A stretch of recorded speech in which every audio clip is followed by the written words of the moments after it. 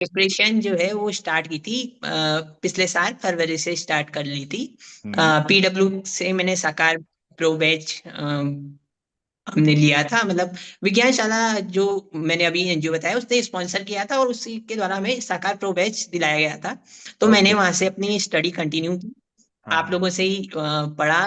तो ऐसा होता था बेसिकली, जैसे लाइव लेक्चर होते थे तो मैं लाइव लेक्चर ज्यादातर अटेम्प्ट नहीं करता था, क्योंकि मुझे लगता था मैंने 2 साल नीट की प्रिपरेशन की है पर बहुत हम्म अच्छा स्कोर नहीं था। तो वहां की वजह से, पर मेरा ये था कि बेसिक्स बहुत क्लियर थे। हम्म तो हम्म, जैसे लाइव में मुझे लगता था कि 2 आवर्स की क्लास है तो मेरा 2 आवर पूरे चले जा रहे हैं, ऐसे में तो मैं रिकॉर्डिंग देखता था। रिकॉर्डेड में। करेक्ट। हाँ, तो जैसे कि जो चीजें मुझे आती हैं वो 1.5x या 2x की स्पीड में देख करके मैं अपना सिलेबस कवर कर ले रहा था।